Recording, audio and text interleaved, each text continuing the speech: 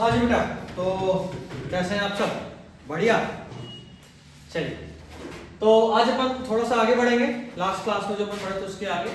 And आज हमारा major topic होगा अडेप्टेशन का क्या क्या तरीका होता है। ठीक है, तो अडेप्टेशन का अगर हम बात करें, अडेप्टेशन दो तीन तरीके से हो सकता है।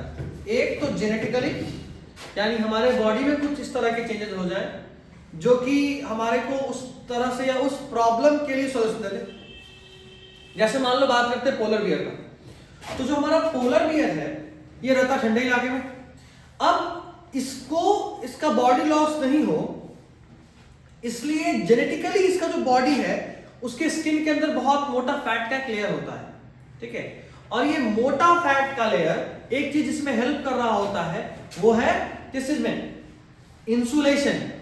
तो ये जेनेटिकली करा हुआ है। उसके अलावा एक और तरीका होता है फिजियोलॉजिकल। फिजियोलॉजिकल में क्या होता है कि बॉडी के अंदर कुछ चेंजेस होते हैं जो जेनेटिक तो नहीं है लेकिन बॉडी के अंदर इंटरनली होते हैं। जैसे फॉर एग्जांपल ऐसा मान लो कि कोई एक जमीन से चला गया पहाड़ पे जाने के बाद ऑक्सीजन बहुत ही कम हो जाता है, और इस कम ऑक्सीजन में जो चेंज देखने को मिलता है वो ये चेंज देखने को मिलता है कि इस कम ऑक्सीजन में बॉडी को जितना चाहिए उतना ऑक्सीजन रिक्वायरमेंट पूरा नहीं होगा। और जब ये चीज होगा, उतना ऑक्सीजन रिक्वायरमेंट पूरा नहीं होगा, तो जो मेजर चेंज होगा वो ये होगा कि हमारे बॉडी में अचानक से आरबीसी नंबर बढ़ने लगेगा। क्योंकि ऊपर में जब गए हाइट पे तो पार्शियल प्रेशर ऑक्सीजन का कम हो गया, प्रेशर कम हो गया। उस कम प्रेशर में ऑक्सीजन के साथ हीमोग्लोबिन के साथ कम ऑक्सीजन अटैच होगा। ठीक है, तो अब मान लो पहले मेरा एक हीमोग्लोबिन 5 ग्राम ऑक्सीजन कैरी करता था, अब मेरा एक हीमोग्लोबिन सिर्फ 2 ग्राम ऑक्सीजन कैरी कर रहा है, और मेरे को ऑक्सीजन जितना पहले था उतना ये भी चाहिए। तो हम क्या करेंगे? आरबीसी बढ़ा देंगे, दोनों ही कैरी करेगा, लेकिन अगर जस्ट डबल कर दिए तो सब मिलके 4 कर लेंगे, 4 के बराबर। यह है फिजियोलॉजिकल चेंज जो जेनेटिक तो नहीं है लेकिन बॉडी के इंटरनल हो रहा है। और तीसरा अडैप्टेशन का तरीका होता है बिहेवियर में चेंज। जैसे हम हैं, अब बहुत ठंडा पड़ा, खूब सारा कंबल वंबल डाल लिया और रूम के अंदर बंद हो गया, तो बॉडी मेरा गर्म रह जाएगा। बहुत गर्मी पड़ा, फिर वही काम कर दिए। अब ये चीज हमारे अलावा और भी बर्ड्स में मिलता है। जैसे मान लो साइबेरिया में रहने वाली बर्ड, साइबेरियन क्रेन, अभी खूब ठंडा पड़ रहा होगा, वो साइबेरिया छोड़ के इंडिया आई हुई है घूमने। इसमें क्या हुआ कि जब वैसा टाइम आया तो इनका ये बिहेवियर है, बॉडी में कोई चेंज नहीं हुआ, उन्होंने अपना ऐसा बिहेवियर बना लिया, आदत बना लिया है कि हर ठंडा का ठंडा वो साइबेरिया छोड़ के यहां आ जाएंगे ताकि अडैप्ट कर पाए। तो ये 3 तरह का अडैप्टेशन होता है। जेनेटिक में आप मेजर एग्जांपल देख लीजिए, एक कंगारू रैट का है, इसके पास बहुत ज्यादा पानी बचाने का तरीका होता है। ये क्या करता है कि अपने बॉडी के फैट को ऑक्सीडाइज कर सकता है, it can oxidise its body fat, जिससे कि वो स्टोर कर पाए और पानी बना पाए, अपने यूरिन को बहुत ज्यादा कंसंट्रेट कर सकता है। इसका मतलब है कि यूरिन से ऑलमोस्ट सारा पानी खींच लिया, ठीक है, बहुत ही गाढ़ा यूरिन निकालेगा तो पानी बचेगा ना, नहीं तो यूरिन के साथ पानी वेस्ट होता। उसके अलावा कैम प्लांट्स आप 11th में फोटोसिंथेसिस में पढ़े होंगे। बस आपको ये जानना है कि ओपनसिया जो है इसमें भी पानी बचाने का तरीका होता है, ऑक्सीजन को कंसंट्रेट करने का मैकेनिज्म होता है। ठीक है, जैसे मान लो ओपनसिया में, इसमें क्या है, opuntia is like cactus. Cactus को देखिए होगा, कैक्टस को बहुत पानी दो उसमें पत्ता आएगा, फल भी लगता है बकायदा कैक्टस में, लेकिन नॉर्मली कैक्टस में सिर्फ कांटा होता है। ये उसका एक जेनेटिक तरीका है। पत्ता होगा तो पत्ता में स्टोमाटा होता है, ओपनिंग, वहां से उसके बॉडी से गर्मी में पानी लॉस हो सकता है, इसलिए वो सारा पत्ता को कन्वर्ट कर दिया कांटा में। और कांटा से 2 फायदा, एक पत्ता नहीं तो पानी का लॉस नहीं होगा, और दूसरा कोई और जानवर उसको खाएगा नहीं, तो 2 फायदा हुआ। और एक जेनेटिक चीज है। उसके अलावा एक एलेंस रूल है, ये आप पहले बहुत पूछता था, पीवाईक्यू में मिल जाएगा आपको ये नीट में, बट अभी बिहार बोर्ड का कोई ठिकाना नहीं, वो पूछ देता है एलेंस रूल, इसलिए बस वैसे काम का नहीं।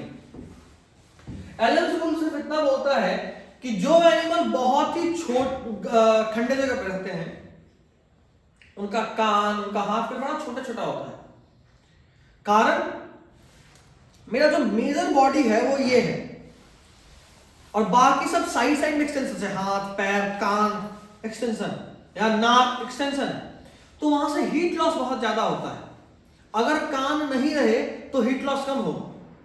तो इसीलिए इन सारे ऑर्गेनिज्म का कोल्ड क्लाइमेट में होता है ना, उनका बॉडी का एक्सट्रीम बहुत शॉर्ट होता है, हाथ पैर या कान नाक ये सब बहुत ही छोटा होता है, so as to reduce heat loss. उसी तरह ब्लबर, ब्लबर एक फैट का लेयर है। क्या है? फैट का लेयर। कहां होता है? सील में। ये भी बहुत ही अंटार्कटिक आर्कटिक रीजन में मिलती है। तो उसके बॉडी में बहुत मोटा फैट का लेयर होता है ताकि वो उस ठंडे को झेल सके। उसके अलावा देखो फिजियोलॉजिकल, जैसे हमारा ही एग्जांपल लेते हैं, ये तो मैंने आपको अभी दिया कि अगर हम बहुत हाई जगह पे चले जाएं, हाई एल्टीट्यूड पे, तो वहां पार्शियल प्रेशर कम है तो ऑक्सीजन की कमी होने लगेगा।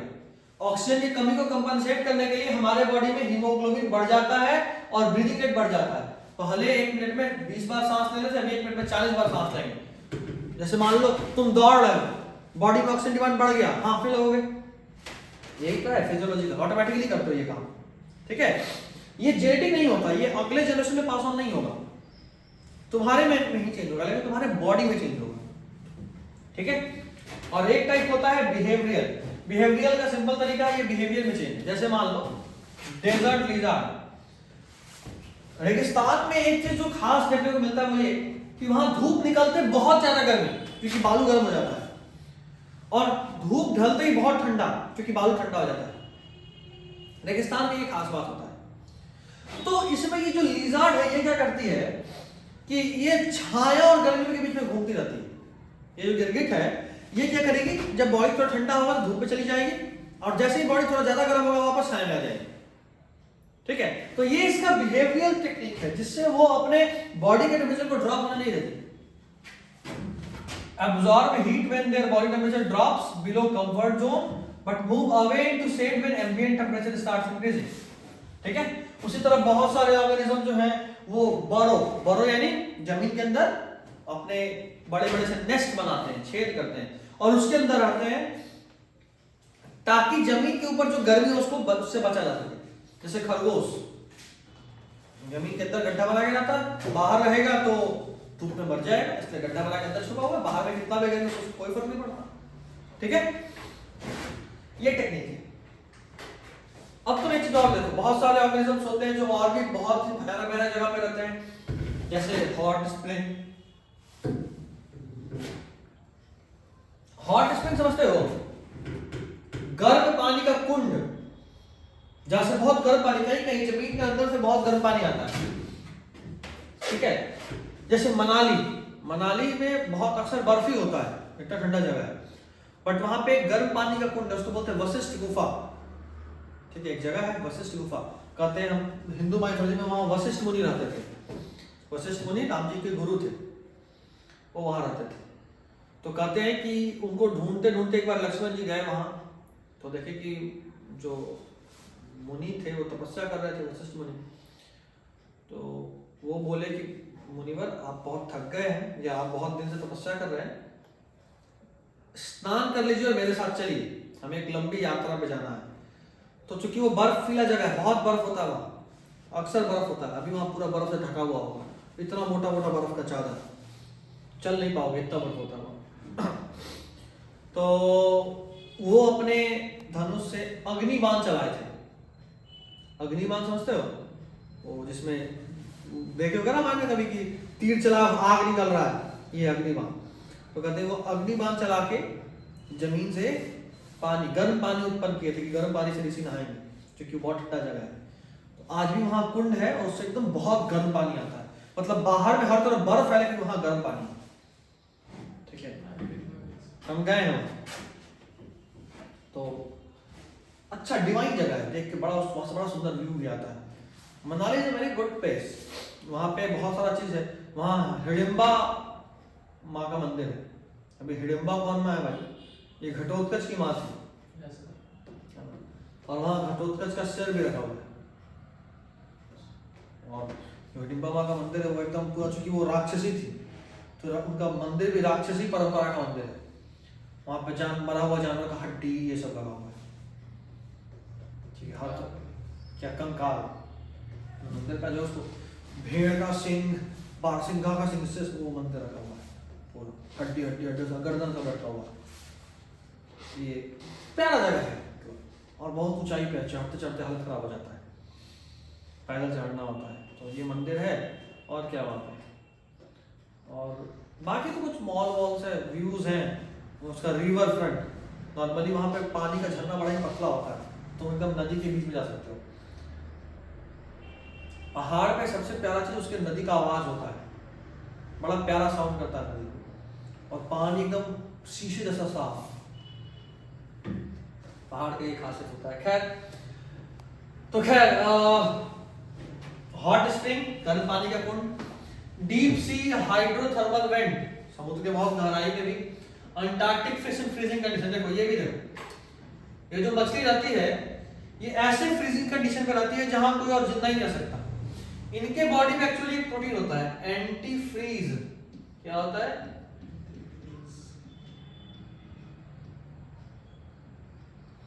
एंटी फ्रीज एक प्रोटीन है, और ये जो प्रोटीन है ये उस मछली को जमने नहीं देता, इसलिए वो जिंदा है।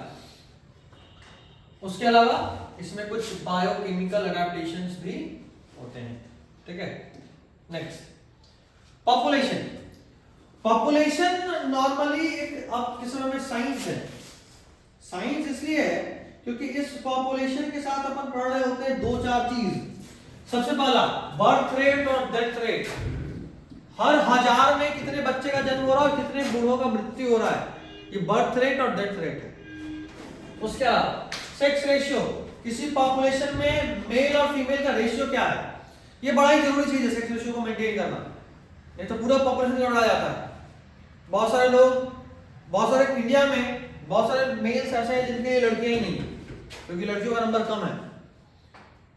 और बाकी कुछ कंट्रीज में, कुछ वेस्टर्न कंट्रीज में उल्टा है, लड़कियां ज्यादा हैं लड़के कम हैं, तो वहां पे दिक्कत है। कुछ लड़कियां ऐसी रह जाएंगी जिनका शादी नहीं होना, और दोनों ही केस में दिक्कत होगा।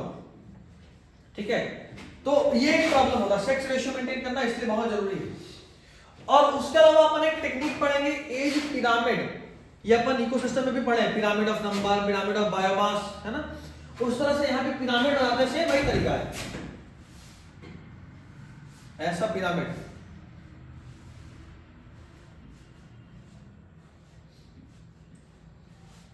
भाई 0 से 10 साल के कितने लोग हैं, 10 से 20 साल के कितने हैं, 20 से 30 साल के कितने हैं, 30 से 50 साल के कितने हैं, 50 से 70 साल के कितने हैं, 70 से 80 कितने हैं, और इसी तरह 80 से 90 कितने हैं, 90 से 100 कितने हैं, है ना, 100 प्लस कितने हैं। ऐसा करके पिरामिड बन सकता है ना। तो दिस इज इट, इसी को बोलते हैं एज पिरामिड। नॉर्मली ये डिस्ट्रीब्यूशन बताता है कि किस एज ग्रुप में कितने लोग हैं। इसके अलावा मेल फीमेल की रेशियो का भी पिरामिड बन सकता है। Pyramid is just a mathematical thing जो कि हम डाटा को रिप्रेजेंट करने का एक तरीका है। ठीक है, अच्छा, इवोल्यूशन का जो यूनिट होता है ना, इवोल्यूशन, वो पॉपुलेशन के लेवल पे होता है, ये आपको याद रखना। अब नहीं पूछना चाहिए, बट बिहार बोर्ड कोई भरोसा नहीं, पूछ देता है। ठीक है, तो ये बिहार बोर्ड के लिए इवोल्यूशनरी चेंज पॉपुलेशन लेवल पे होता है। उसके अलावा हमारे इंडिया में हम हर बार सेंसस करते हैं, हर 10 साल में। 10 साल के बाद 11वां साल हमारा सेंसस होता है, जहां हम काउंट करते हैं अपने पॉपुलेशन में, हमारे यहाँ कितने लड़के हैं, कितनी लड़कियां हैं, कितने एज ग्रुप के कितने लोग हैं, कितने लोग जॉब कर रहे हैं, कितने लोग जॉब नहीं कर रहे हैं, कितने लोग बूढ़े हैं, ताकि उसके हिसाब से गवर्नमेंट अपना जो भी प्रोग्राम है उसको तैयार कर सके। जैसे मान लो गवर्नमेंट को तैयार करना है एक स्कीम, और गवर्नमेंट को पता है कि आजकल बूढ़ों का नंबर कम हो रहा है, तो गवर्नमेंट ये बात समझेगा ना कि अच्छा बूढ़ों का नंबर कम हो रहा है, यानी कोई तो दिक्कत, हेल्थ इशू आ रहा है बूढ़ों को, तो वो वहां से डिसाइड क्या करेगा कि बूढ़ों को अगर कोई हेल्थ इशू आ रहा है, इसका मतलब सिंपल है कि हमारे हेल्थ जो भी प्रोग्राम है उसमें कुछ दिक्कत है, अपन उसको सॉल्व करेंगे। ये तरीका होता है नॉर्मली। बच्चे कितने हैं, तो बच्चों के लिए क्या प्रोग्राम करना है, कितने स्कूल चाहिए, कितना पॉपुलेशन है, कितना चावल चाहिए, कितना अनाज चाहिए, ये सब चीज अपन इससे कंट्रोल करते हैं। और इंडिया में ह्यूमन के अलावा टाइगर का भी सेंसस होता है। क्या होता है? Tiger census. हम अपने यहाँ बाघों के नंबर को भी गिनते हैं। ठीक है, हमारा नेशनल एनिमल टाइगर है, और टाइगर का नंबर को बढ़ाने के लिए हमारे एक प्रोजेक्ट शुरू हुआ था, क्या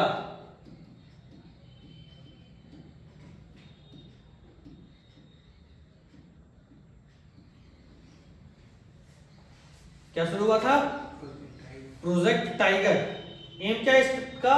इंडिया में टाइगर का पॉपुलेशन बढ़ाना, और उसके लिए इंडिया में बहुत सारे wild life sanctuaries national park open हुए, जैसे जिम कॉर्बेट नेशनल पार्क जहां हम गए थे, ये भी एक नेशनल पार्क है। और उसका क्या खास बात है भाई इस नेशनल पार्क का? नेशनल पार्क में आप जिस एनिमल को प्रिजर्व कर रहे हो, मतलब अगर वहां पे एक टाइगर किसी इंसान पे अटैक कर दे तो भी आप उस टाइगर पे अटैक नहीं कर सकते, आप पे एफआईआर हो जाएगा। वो टाइगर का जगह है, तुम उसके जगह पे गए, तुम्हारा रिस्क। पहले साइन करना पड़ता है कि I am going in this sanctuary on my own risk. अगर शेर खा गया तो किसी का कोई जिम्मेवारी नहीं, मेरा जिम्मेवारी है। शेर ना खाए भी तुम्हारा जिम्मेवारी है, और तुम उस पर हमला नहीं कर सकते, उसको नुकसान नहीं पहुंचा सकते, वो उसका एरिया है। अगर शेर आपके एरिया में आएगा, बाघ आपके एरिया में आएगा किसी सेटलमेंट वाले एरिया में, तो उस पर इंजेक्शन पड़ता है, बेहोश करके ले जाते हैं टांग के मारपीट के। लेकिन अगर आप उसके एरिया में गए तो आपका रिस्क, वहां वो अगर खा गया कोई पूछने वाला नहीं है। कई बार तो हड्डी भी नहीं मिलता, ऐसा खाता है। इसलिए ये सब थोड़ा हिम्मत वालों के लिए और थोड़ा समझदार लोगों के लिए। जंगल में शोर मचाते हैं, खूब एंजॉय कर रहे हैं, शेर भी एंजॉय कर रहा है कि मेरा पार्टी आ रहा है मेरी तरफ, तो इसलिए ध्यान देना है। अब जाहिर सी बात है तुम शेर को गिनने तो नहीं जाओगे जंगल में ऐसे। अच्छा इधर आ, जैसे हम लोग बोलते हैं ना कि क्लास में जो भी अटेंडेंस होगा तो हैंड रेज करना है। टाइगर को लाइन से लगा दिए, अटेंडेंस होगा तो पूंछ रेज करना है। टाइगर नंबर 1 पहला पूंछ उठाया, टाइगर नंबर 2 दूसरा पूंछ उठाया। ऐसा कुछ नहीं होता। टाइगर के नंबर को अपन कंट्रोल करते हैं उसके पग मार्क्स पे। पग मार्क्स यानी उसके पैरों के निशान पे, ठीक है? तो इस तरीके से अपन कंट्रोल। अच्छा उसके अलावा एक ये भी है, ये खास बात, कहां कितना टिक किया उसे भी काउंट करते हैं। फीकल मैटर, अपन टाइगर का सेंसर उसके पग मार्क्स और फीकल मैटर के बेसिस पे करते हैं। जैसे मान लो फीकल मैटर बहुत ही सूखा है, यानी बहुत पुराना रहा होगा, तो उसको काउंट नहीं करेंगे, इसको तो गिना गया होगा। अलग अलग टेक्निक्स होता है जो वही लोग जाने जो टाइगर एक्सपर्ट है। इंडिया में आजकल उसके अलावा और भी बहुत तरह का चलता है, जैसे बटरफ्लाई के पॉपुलेशन को काउंट करते हैं, बहुत सारा होता है। और बहुत सारा ऐसा है जो फ्री ऑफ कॉस्ट होता है, सिर्फ आप वहां जाइए, वहां रहने खाने का घुमाने का उसका 1 रुपया नहीं लगेगा, ठीक है? तो ये भी एक तरीका होता है। People enjoy, let's see what happens, ठीक है? चलिए इसके बाद अपन जो अगला पढ़ेंगे पॉपुलेशन ग्रोथ। एक बार वापस से स्टार्ट हो जाए तो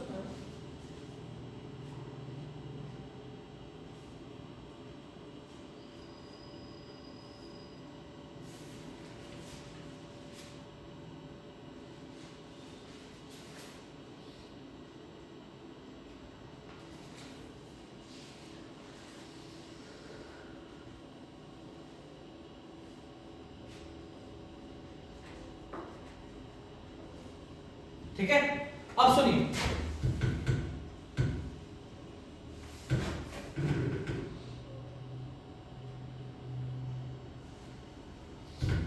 सबसे पहला पॉपुलेशन। अगर हम पॉपुलेशन का बात कर रहे हैं तो किसी भी स्पीशीज का पॉपुलेशन कोई एक फिक्स्ड चीज नहीं है, वो बदलता रहता है। अच्छा किस चीज पे डिपेंड करता है? किसी भी ऑर्गेनिज्म का पॉपुलेशन के लिए फूड कितना है और प्रीडेशन प्रेशर कितना है और वेदर क्या है, ये सारी चीजें जो उसको अफेक्ट करेंगी। जैसे बारिश के दिन में कीड़ा मकोड़ा का नंबर बढ़ जाता है क्योंकि उसको खाना बहुत होता है। अब मान लो किसी जंगल में 1000 हिरन था, 2-3 शेर था, शेर का नंबर बढ़ा के 20 कर दी, हिरन कितना दिन टिकेगा? खत्म हो जाएगा। अच्छा उसके अलावा वेदर, मान लो जो आर्कटिक या अंटार्कटिक रीजन उसका सारा बर्फ पिघला दो, कितना दिन पेंगुइन बचेगी? नहीं बचेगी। तो ये सब फैक्टर्स है जो पॉपुलेशन को सीधा इफेक्ट करता है। और कैसे अपन कंट्रोल करते हैं, कैसे अपन काउंट करते हैं? पॉपुलेशन डेंसिटी को। पॉपुलेशन डेंसिटी इज कि किसी एरिया में, किसी यूनिट एरिया में कितना ऑर्गेनिज्म उस ग्रुप का इनहिबिट कर रहा है, यानी 1 किलोमीटर के दायरे में कितने लोग या इंसान है, कितने कुत्ते हैं, कितनी बिल्ली, कितने शेर है, ये उस ऑर्गेनिज्म का, उस स्पीशीज का स्पीशीज डेंसिटी बताता है। 1 किलोमीटर में अगर 1000 इंसान रहता है, यानी यहाँ का पॉपुलेशन डेंसिटी ऑफ ह्यूमन 1000 है। 1 kilometre area, 1 kilometre square area में अगर मान लो 200 कुत्ता है, यानी इस एरिया का पॉपुलेशन डेंसिटी ऑफ डॉग 200 है। एक भी शेर नहीं है, यानी यहाँ शेर का पॉपुलेशन डेंसिटी 0 है, ऐसा। ठीक है, कैसे हम कंट्रोल करते हैं, काउंट करते हैं? तो दो चीज है, एक है नेटिलिटी और इमिग्रेशन, इससे पॉपुलेशन डेंसिटी बढ़ता है। नेटिलिटी इसका मतलब होता है चाइल्ड बर्थ। क्या होता है?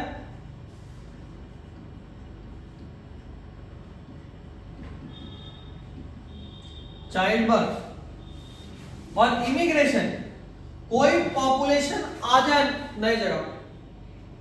ठीक है, जैसे मान लो ये जो एरिया है पटना, बगल में किसी कोई डिस्ट्रिक्ट, मान लो आरा से उठा ली, आरा से 2000 आदमी उठ के आ गया पटना, तो जाहिर सी बात है पटना का पॉपुलेशन डेंसिटी बढ़ गया ना।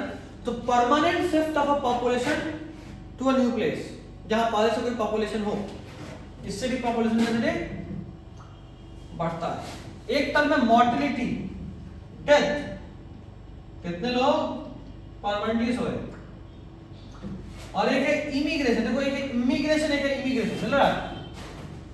इमिग्रेशन यानी आना, और इमिग्रेशन यानी जाना। किस दिन पटना वालों का मन उब गया, नहीं अब हम पटना नहीं रहेंगे, हमको कहीं और जाना है, तो वो लोग जो अगर परमानेंटली शिफ्ट होगा उसको क्या कहेंगे? इमिग्रेशन। ठीक है, कैसे काउंट करते हैं पॉपुलेशन को? उसका एक फार्मूला है। कोई एक पॉपुलेशन है n, और अभी किसी टाइम t पे उसका पॉपुलेशन कुछ भी है, मान लो n है, तो एक साल के बाद या किसी t+1 टाइम पे उसका पॉपुलेशन कितना होगा, उसका निकालने का एक तरीका है। Population after a fixed period of time is equal to initial population plus कितने लोग आए, बर्थ कितना हुआ और इमिग्रेशन कितना हुआ, माइनस कितने लोग गए, डेथ प्लस इमिग्रेशन। उल्टा बोल दिया, ये है इमिग्रेशन, ये है इमिग्रेशन, है ना? इमिग्रेशन यानी आना। मतलब ये, अगर हम बोले कि पहले पटना में इस साल यानी 2023 में 2 लाख लोग थे, एक साल बाद कितने लोग होंगे, यानी 24 में कितने लोग रहेंगे, तो आप बोलोगे ठीक सर बताते हैं। Final population of Patna in 2024 is equal to initial population of Patna in 2023, मतलब 2 लाख प्लस कितने लोग आए, मान लो 100 का जन्म हुआ और 100 लोग आए, तो 200 प्लस हो गया, माइनस 50 लोग परमानेंटली सो गए और 100 लोग चले गए, तो 150 गए, यानी ओवरऑल ग्रोथ कितने का हुआ, सिर्फ 50 का। ये तरीका, ये है ये पॉपुलेशन। अगर बर्थ और आने वाले लोगों का नंबर ज्यादा है जाने वाले और मरने वालों के लोगों से, तो पॉपुलेशन डेंसिटी क्या होगा, इंक्रीज करेगा। नॉर्मल कंडीशन में बर्थ और डेथ ही फैक्टर है। जो प्रैक्टिकल में अपन पढ़े भी थे कि अचानक से पॉपुलेशन इंडिया के इतने ज्यादा बढ़ने क्यों लगा, तो इसका सबसे मेजर कारण था कि हमारे यहाँ हेल्थ फैसिलिटी बहुत अच्छा हो गया। तो पहले लोग 15 बच्चा पैदा कर रहे थे, 10 मर जा रहे थे, 5 बच रहा था। तो आदत तो अभी भी वही था, पैदा तो 15 ही कर रहे थे, लेकिन बच 10 जा रहा था, सिर्फ 5 ही मर रहा था, तो पॉपुलेशन बढ़ने लगा। ठीक है, बाद में लोगों को समझाया गया कि भाई साहब थोड़ा प्रोटेक्शन यूज करिए, और उस कॉन्डम के ब्रांड का नाम क्या था, हम पढ़े हैं, निरोध। निरोध ब्रांड का कॉन्डम था। खैर, तो ये अपन पढ़े।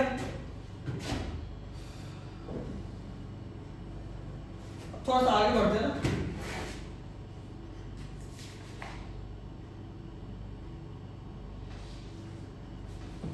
अब अगर बात करें किसी एकदम नए नए पॉपुलेशन का जो जस्ट अभी अभी स्टार्ट ही हुआ है, जैसे मान लो अभी लोग पटना में रह रहे हैं, बगल में आ रहा है वहां रह रहे हैं, लेकिन उसके बगल में छपरा में कोई नहीं रह रहा, तो छपरा में बर्थ या डेथ होगा, कोई रह नहीं रहा। तो जो नया नया पॉपुलेशन इनहेबिट करता है, जो नया नया पॉपुलेशन होता है, वहां पे पॉपुलेशन डेंसिटी का सबसे मेजर फैक्टर होता है कि कितने लोग आए और कितने लोग गए। जैसे अभी चांद पे कोई नहीं है, बोले कि चांद पे बर्थ रेट बहुत मैटर करता है, कोई है ही नहीं, बच्चा कहां से आएगा, तो वहां क्या होगा, कितने लोग गए, मान लो 2 लाख लोग इंडिया से उनके चांद पे चले गए, चांद का पॉपुलेशन 2 लाख हो गया। समझ रहे बात? ग्रोथ का 2 मॉडल होता है, एक होता है एक्सपोनेंशियल मॉडल और एक होता है लॉजिस्टिक ग्रोथ। देखो ये है एक्सपोनेंशियल मॉडल, देख रहे हो ये वाला। एक्सपोनेंशियल मॉडल में जो ग्रोथ है बहुत तेजी में होता है, लेकिन एक समय के बाद आने के बाद वो रुक जाता है, ठीक है, रुक जाता है मतलब खत्म, कहानी खत्म। और जो लॉजिस्टिक ग्रोथ होता है वो धीरे बढ़ता है, देखो धीरे धीरे बढ़ रहा है, तेजी में नहीं बढ़ रहा, धीरे धीरे बढ़ रहा है। और इसमें खास क्या है कि एक समय के बाद जाके कांस्टेंट हो जाता है, खत्म नहीं होता ये, ठीक है, ये फर्क है। एक्सपोनेंशियल ग्रोथ अचानक बढ़ता है और अचानक खत्म भी होता है। रिसोर्सेज एकदम अनलिमिटेड हो जाए। बारिश के दिन में कीड़ा का नंबर बढ़ जाएगा क्योंकि इतना बारिश हो रहा है कि हर तरफ घास है, खूब खाना है कीड़ा के लिए, नंबर बढ़ गया, बहुत तेजी में बढ़ा। उसका जो फॉर्मूला होता है वो ये होता है, n at time t is equal to n nought यानी इनिशियल पॉपुलेशन इनटू e का power r into t, rate into time, सब कुछ यहां लिखा हुआ है। r क्या है? Intrinsic rate of natural increase, इसको बायोटिक पोटेंशियल भी बोलते हैं। बायोटिक पोटेंशियल को अपन डिफाइन करते हैं कि कोई ऑर्गेनिज्म कितना बच्चा पैदा कर सकता है, ये उसका पोटेंशियल है, ठीक है, बायोटिक पोटेंशियल। जैसे बायोटिक पोटेंशियल डॉग का ज्यादा है, 6 बच्चा 7 बच्चा 8 बच्चा एक बार में पैदा करता है, इंसान का उसके मुकाबले कम है, ठीक है, ये है बायोटिक पोटेंशियल। ई क्या है? ई एक फिक्स्ड है जिसको 2.7 लेते हैं, ठीक है। उसी तरह जो दूसरा मॉडल हमारा, अच्छा एक और टर्म होगा ना के यहाँ, अच्छा इसमें है, एक यहाँ टर्म है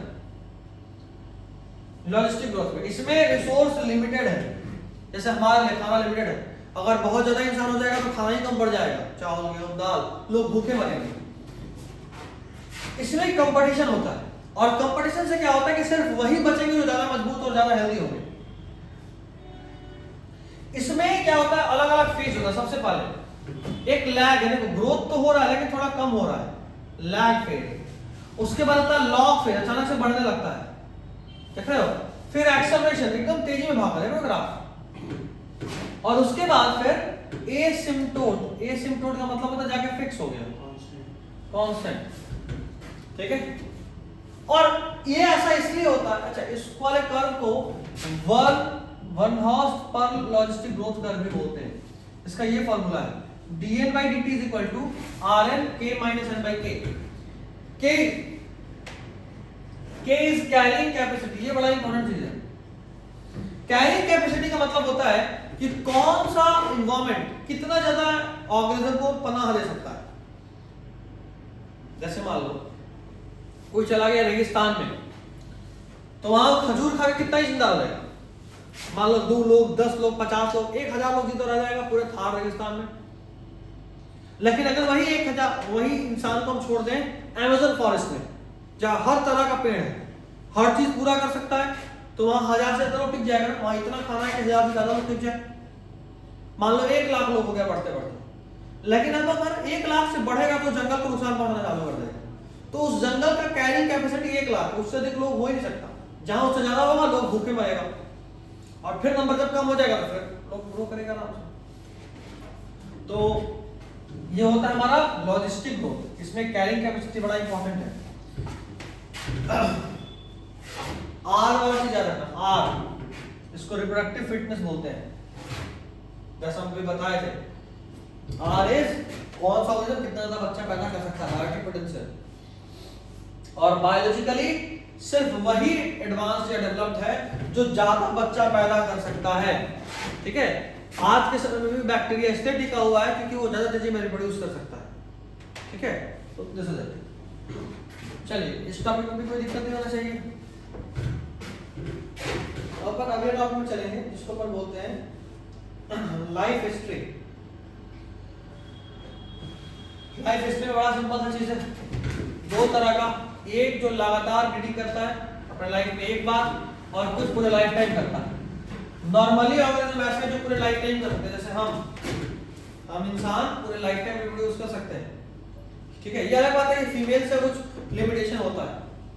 फीमेल सिर्फ अपने रिप्रोडक्टिव साइकिल के फेज में ही कर सकती हैं, 12-13 साल से लेकर 40-45 साल तक, उसके बाद नहीं कर सकते। बट हम मेल्स तो हमेशा ही कर सकते हैं, ठीक है।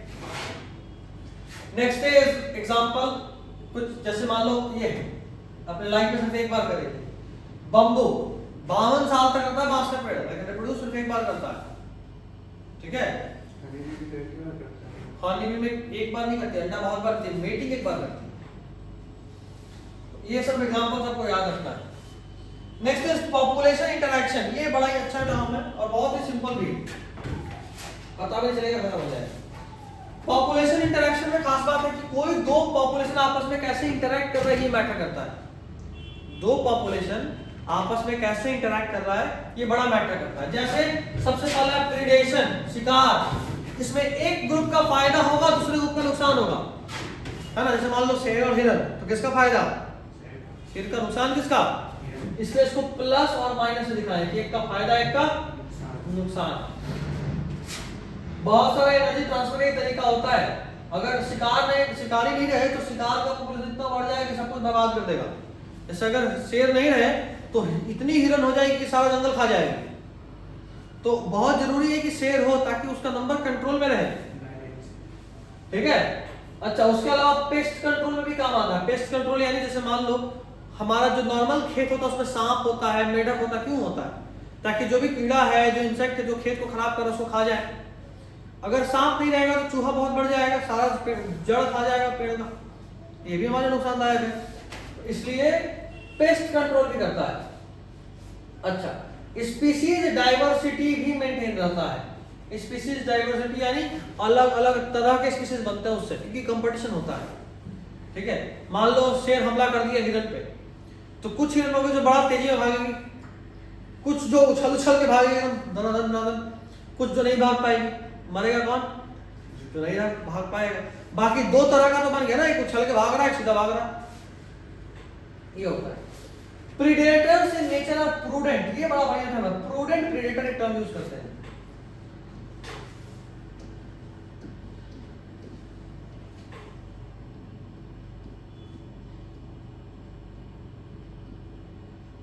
प्रूडेंट प्रीडेटर, प्रूडेंट प्रीडेटर का मतलब होता है एक ऐसा ग्रुप, प्रीडेटर का वो ग्रुप जो अपने स्पीसीज को या अपना जो भी शिकार है, प्रे को, उसको कभी ओवर एक्सप्लॉइट नहीं करता। यानी शेर कभी नहीं सोचेगा कि रोज रोज कहाँ शिकार करें, काम करते आज भी इसको मार देते हैं, कल देखा जाएगा, आराम से रख लेंगे, खाते रहेंगे। नहीं, वो अगर हिरन कम होगा तो खुद भी भूखे रहेगा, लेकिन ज्यादा हिरन नहीं मारेगा, क्योंकि वो जानता है कि अगर सारा हिरन मार देंगे तो फिर बच्चा नहीं आएगा। तो उतने हिरन मारेगा कि उसका पॉपुलेशन मेंटेन रहे। कभी भी ओवर शिकार करने से हिरन का पॉपुलेशन खत्म नहीं हो सकता है, क्योंकि अगर हिरन खत्म हो गया तो शेर भी खत्म हो जाएगा। तो इसलिए शेर मिला जुला के खाता है। ना ना ना ना, मंगलवार को हिरन खाए थे, नहीं, ट्यूसडे को भैंसा खाना, हिरन नहीं खाएंगे। ये मेजर था फ्रंट पेट का। अच्छा, तो अब जो शिकार है वो भी कुछ उपाय लगाया हुआ है बचने का। भाई वो भी ऐसा थोड़ी है कि रोज रोज हिरन एक हिरन भेज दीजिए, शेर जी आज वाला हिरन खाइए, हर घर से एक हिरन हर दिन चला जाएगा, बाकी को छोड़ देना, हमला नहीं करना, ऐसा थोड़ी होता। तो वो भी बचने के लिए कुछ करते हैं, जैसे कीमोफ्लेज। कीमोफ्लेज का मतलब होता है छुपना। वो ऐसे छुपते हैं जैसे इंसेक्ट और फ्रॉग, अपना रंग बदल लेंगे, कोई दिखेगा ही नहीं। उसी तरह ये भी मोनार्क बटरफ्लाई, थॉर्न, कांटा, मोनार्क बटरफ्लाई में भी यही होता है। इसमें केमिकल डिफरेंस होता है, इसके अंदर पॉइजन होता है, जो खाएगा वही मर जाएगा। तो एकदम मजे में घूमती है कि आप बेटा खा ले। अब चिड़िया देख ली कि बटरफ्लाई है, खाना है, लेकिन जब देखेगी तो मोनार्क बटरफ्लाई है, डरे नहीं खाए, ले खाएंगे तो हमें टपक जाएंगे। ये बात।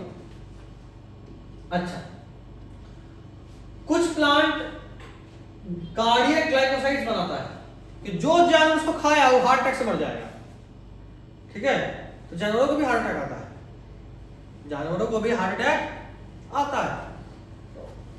बहुत सारे प्लांट ऐसे हैं जो ऐसा केमिकल बनाते हैं। अच्छा, ये जो कोकीन, गांजा, ये सब जो बनता है प्लांट में होता है ना, इसलिए तो होता है कि कोई मान लो गाय है, किसी खेत में भांग लगा था, गाय भांग नहीं खाएगी, अगर खा ले तुम समझ लो क्या होगा, नागिन डांस करेगी गाय भी। ये नहीं होना चाहिए, इसलिए गाय नहीं खाती, और गाय नहीं खाएगी तो प्लांट तो बच गया ना। ये तरीका है। उसी तरह कंपटीशन, दो आदमी मान लो शेर और बाघ में कंपटीशन हो रहा है, दो पॉपुलेशन, दोनों का नुकसान। कभी शेर के हाथ से शिकार निकलेगा, कभी बाघ के हाथ से। ठीक है, जब भी कंपटीशन होता है तो दो चीज होता है, तीन चीज। एक कंपटीटिव रिलीज, दो के नुकसान में तीसरे का फायदा। शेर और बाघ लड़ रहा था, बगल से हिरन गुजरा, शेर बाघ अपने में लड़ लिया कि हम हिरन को मारेंगे, हिरन हुआ तो भाग गया। समझ रहे बात? एक ये होता है कंपटीटिव रिलीज। इसमें क्या होता है कि जो लोअर स्पीशीज का नंबर बढ़ने लगता है, ठीक है? क्यों? अगर आप सुपीरियर स्पीशीज को हटा दो, अब शेर और बाघ लड़ रहे थे तो दोनों गए, तो हिरन का नंबर अचानक से बहुत बढ़ जाएगा। क्योंकि जब शेर शिकार कर जाए तो उसको बाघ रोक दे, बाघ शिकार कर जाए तो उसको शेर रोक दे, तो हिरन का तो फायदा फायदा, बल्ले बल्ले, है ना? इसको बोलते हैं कंपटीटिव रिलीज कि जब भी किसी प्रेडेटर का अगर हम हटाते हैं तो उसके प्रे का नंबर अचानक से बहुत बढ़ जाता है, ठीक है? दूसरा गॉस कंपटीटिव एक्सक्लूजन प्रिंसिपल। अगर आप एक जगह पे दो कंपटीशन को रख देंगे तो एक खत्म हो जाएगा। इसका एक एग्जांपल है, गैलापागोस आइलैंड पे हम लोग बकरी और एक टॉर्टॉइस रख दिए। टॉर्टॉइस बड़ा शरीफ था बेचारा, कछुआ चुपचाप खाली घास फूस खाता था, उसके बाद सो जाता था। और उस आइलैंड पे यानी उस टापू पे कोई बकरी नहीं थी। एक दिन एक साइंटिस्ट समझ के वो बकरी लेके जाते हैं, बकरी लेके जाके वहां रख दिया। अब क्या हुआ कि बकरी बहुत तेजी में घास खा गई, जाहिर सी बात है टॉर्टॉइस गया। तो अगर कंपटीशन आ जाएगा तो एक को हटना पड़ेगा। अब जाहिर सी बात है टॉर्टॉइस भी कुछ तो घास खाई किया होगा, तो बकरी का भी 2% का ही नुकसान हुआ ना, तो दोनों का नुकसान। और तीसरा है कोएग्जिस्टेंस। कभी कभी क्या होता है कि दोनों समझ जाते हैं कि लड़ने से कोई फायदा नहीं है, शेर और बाघ आपस में मीटिंग किए और ये फाइनल किए कि देखो सुबह में शेर शिकार करेगा, शाम को बाघ, दोनों मिल बांट गया। नुकसान किसका? शिकार का। गया बेटा, सुबह मारोगे रातों में खाएगा, है ना? ये होता है। जैसे कि डार्विन फिंचेस में हुआ था, सारी फिंचेस एक थी लेकिन उन सारों ने अपना बीक और फीडिंग हैबिट बदल के सब एक ही जगह पर रखा। अगर सब सेम खाना खाते तो कोई एक खत्म हो जाता है। Next is parasitism. इसमें भी एक का फायदा एक का नुकसान है, एक का फायदा एक का नुकसान है। इससे सिंपल मतलब है जिस पे खाओगे उसका नुकसान, जो खाएगा उसका फायदा। इसमें फ्री लॉजिकल मिल, रहने और खाने का फ्री सुविधा। अब मान लो तुम्हारे सिर पे जू है तो फ्री में ना रहा है, फ्री में खा रहा है तुम्हारे सिर से। पैरासाइट और होस्ट। अच्छा, पैरासाइट जो होते हैं ना वो होस्ट स्पेसिफिक होते हैं, मतलब तय है कि मलेरिया जब होगा तब एनाफिलिस से होगा। अगर उसको मेडेस में डाल देंगे तो नहीं बचेगा, मर जाएगा मलेरिया का पैरासाइट। इसका बहुत सारे एग्जांपल्स हैं, एग्जांपल देख लीजिएगा। एक स्पेशल तरह का पैरासिटिज्म जिसको कहते हैं ब्रूड पैरासिटिज्म, जो कोयल और कौवा में होता है।